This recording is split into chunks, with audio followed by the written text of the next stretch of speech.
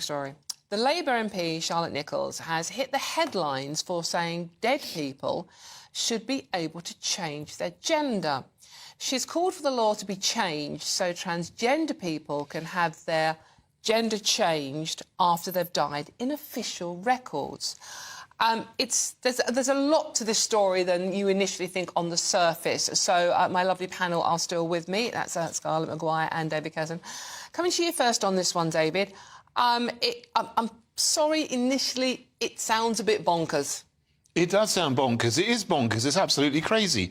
I mean, you know, if your people are born male or female, you cannot change your biological sex. So for someone to suggest that after you die, you can actually be reassigned a different gender to your biological sex after you die is absolutely balmy. Look, we have people who are archaeologists. They're digging up people from ancient times, and you see their pelvic bones, their skeleton will tell you immediately if someone is male or female. I mean, this is what happens after you die. This is what happens to you, sadly, and there's no getting away from it.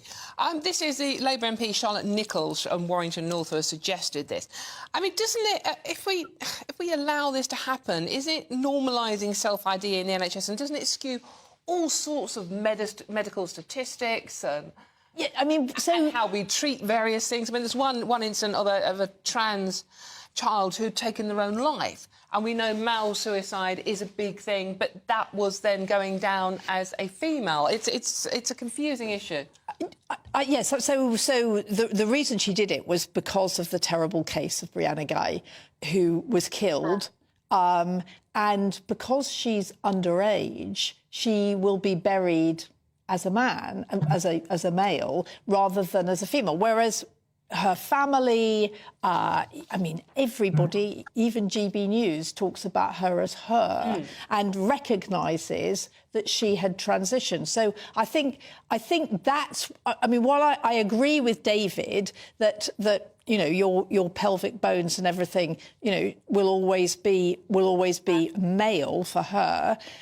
Actually, it's about official records, and it's about I mean, my view about Brianna is actually we should be talking about the way we talk, not you at all, about transgender people and recognising, I mean, because it was a hate crime, right? And actually, that's the most important thing about her death, is that one of the main reasons she was killed by the young man was because she was transgender. So actually, it's about that. But it is, I mean, it's about being respectful, but it's not about saying, look, you know, that person's been dead 10 years and I think really they were a male or a female. It's about respecting what people are, and I think that's fine. OK, so, David, coming back to you then on this one, Sir Liam Fox, the MP for North Somerset, who formerly works as a medical doctor, he says it's patently absurd, factually inaccurate, and a statistical distortion.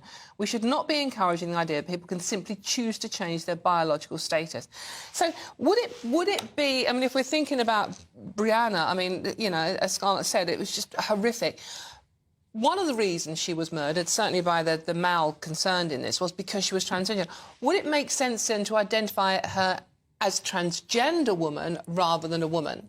Well, everyone is calling her a woman, a girl. But in the stats, in the official stats. In the official stats, well, you go by the biological sex. So obviously she is still... Well, I use the word she here because this is what everyone's doing. I would normally say he, but obviously you don't want to say that because this is a horrible thing that's happened to an individual person. This is a horrible crime and all of this. So, you know, this is a very delicate situation. But in official statistics... Brianna, as she's called, is a biological male. So in statistics, how the NHS should deal with her posthumously should be as a male. And this would be, if you change this in the Gender Recognition Act, this will be another step to normalising transgenderism. And I worry here that this horrible situation is now being weaponised in order to advance the transgender agenda and to normalise things. Yeah. If I just... One thing you did mention, which is very interesting, is about suicides in transgender people, but the suicide rate doesn't change after transition. It stays the same. It's usually underlying issues which are the issue, not people's gender. So, I mean, this has been slammed by those who are opposing this as, you know, a backdoor to more transgender ID in the NHS service. So, Scarlett, I mean, does this end up with sort of like, you know, babies sort of like, you know, not being given a sex at birth? I mean, does it go as far as that? No. I mean, it is quite clear that you look at a baby boy or a baby girl and they have a sex and they have a biological sex.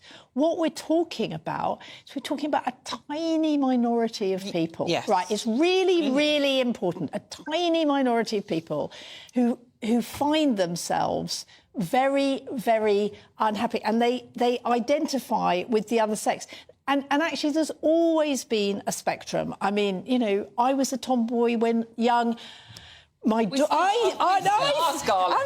and I actually thought, well, you know, now that we've got feminism and everything, but my daughter was too, and my son used to say, you know, when I grow up and I'm a girl, I mean, it's fine. But so they were on part of the, but when you have somebody who really, really identifies with another gender, I just think it's and then they die, right? And that's what we're talking about, whether it's suicide or whatever. I just think it's respectful that you bury them as their gender. And I think this thing about normalisation, it is a tiny, tiny minority of people, and they are very, very repressed. And what the way they are treated by society is often pretty awful.